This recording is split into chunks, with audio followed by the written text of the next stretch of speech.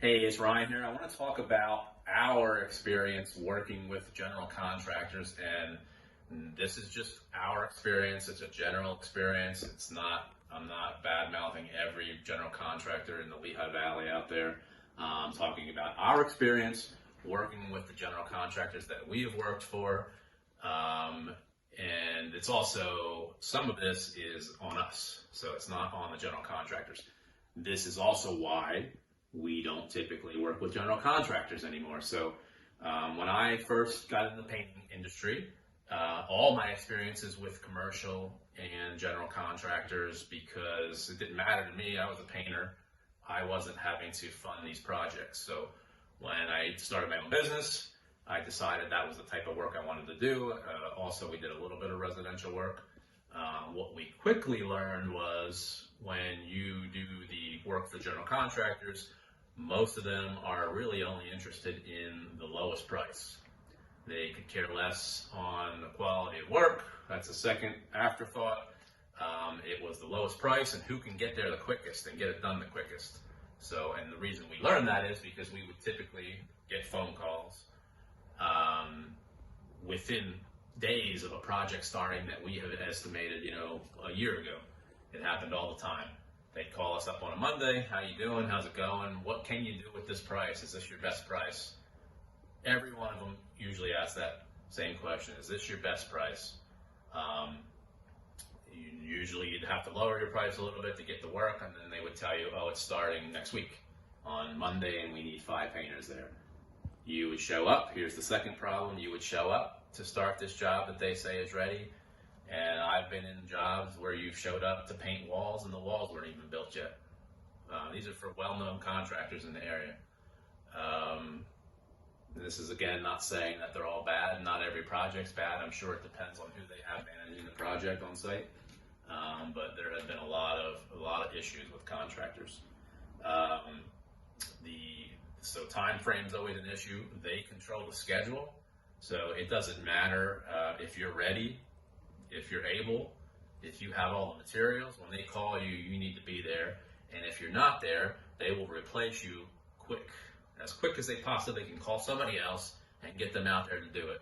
And the painting contractors in the area, they'll play that game. So you'll go from one job to the next, to the next, to the next, and it doesn't even matter if you screw up because they'll call you for the next job again if you're available. I think that's the tough lesson to learn. Next problem is getting paid. So you sign a contract, doesn't mean anything. Rip it up and throw it in the garbage. Your contract means zero. Doesn't matter what the wording is, doesn't matter what you did, what they did, doesn't matter. The contract means nothing. Because when they pay you, they pay you. We've waited up to a year to be paid for a job that there were no issues at on our end, because what they'll do and what they'll tell you is you forgot to sign page 32 or you forgot to initial page 40, and when they're paying monthly, they will keep telling you every month after the due date that you forgot to sign page 32, you didn't dot page 36.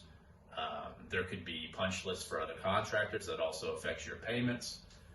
So, as long as you have a boatload of money that you can fund your own projects and not worry about getting paid, commercial work might be for you. So yeah, you're going to have an issue with scheduling. You're going to have an issue with timing, which is scheduling. You're going to be the lowest price contractor out there generally. You're not going to get paid on time, usually. They're your main issues. Now, the other issue is dealing with very disgruntled people on these jobs. You're going to have every contractor in the world working next to you. You could be in a room this size, which is maybe 12 by 15, and have a painter, an electrician, a carpenter. They're putting floors in. They're doing plumbing above your head. These are all these contractors in one room while you're trying to put finishes on the wall. And you might say, well, it doesn't matter. Once I put my finish on the wall, we're done. No, that's not how it happens. So when everything is done and they go back and look at the work that's been damaged by everybody else, guess who's going to paint it again? You. And if you don't paint it again, they're going to back charge you and go hire the other painting company in to do it. Now, you might be able to get an extra out of it here and there to repaint things, but If you start charging a lot of extras, they're just not going to hire you on the next project again.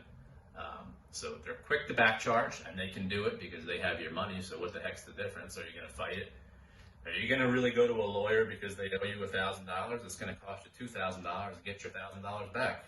So again, this is not every general contractor, but it's quite a few of them, and it's some of the larger ones that you know in the area. They all play games, and again, that's why we don't work for general contractors anymore. We do residential work, and we do direct-to-facility work where we can control the schedule, we control the payment terms, we can do good work, we can do the work as per the specifications from the